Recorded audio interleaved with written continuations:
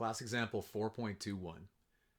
Given the graph of the linear function f of x is equal to 2x minus 6, let's state the domain of the function y is equal to the square root of f of x.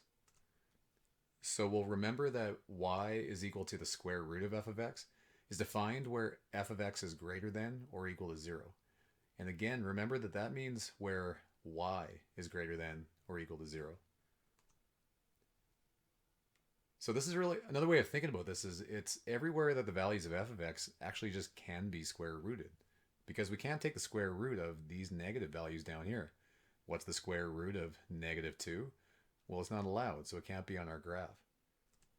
So our graph is going to have to be everything above, everything greater than, well, in this case it was the x-intercept of that graph, but everything greater than 0.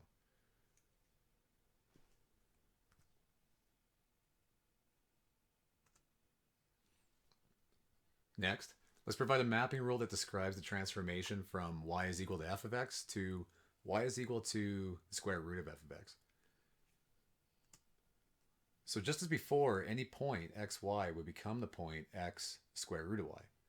So go ahead, pause the video, see if you can plot a few points on the new function square root of f of x. Before you do, I might give you a hint.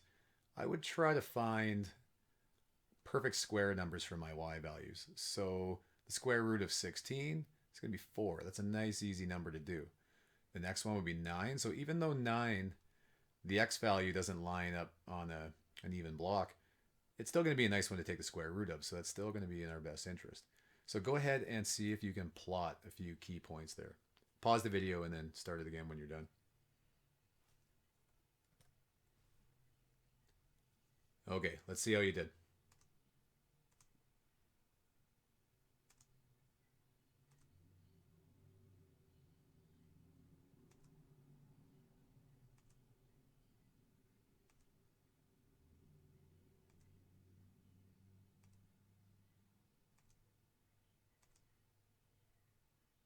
All right, so there's a few key points, and it should be pretty easy to sketch that from there. But for now, state the coordinates of any invariant points. So remember, invariant points are points that don't change.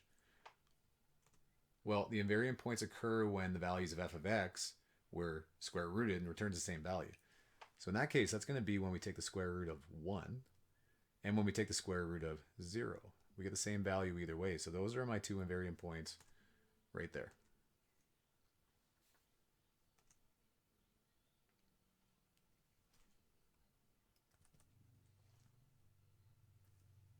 So our points are at 3, 0 and 3.5, 1. So here and here. And you might be a little confused of where we got the 3.5, 1 from. We're going to talk more about that in a little bit here. But for now, see if you can figure out how we got 3.5 out of that. Okay, sketch the graph of y is equal to f of x on the same grid.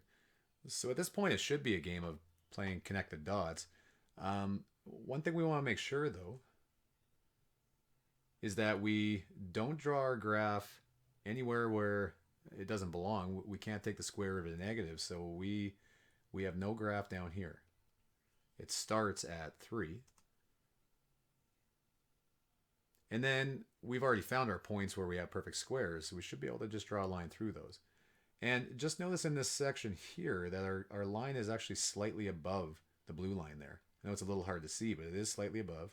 And then after this invariant point, then our values keep getting smaller.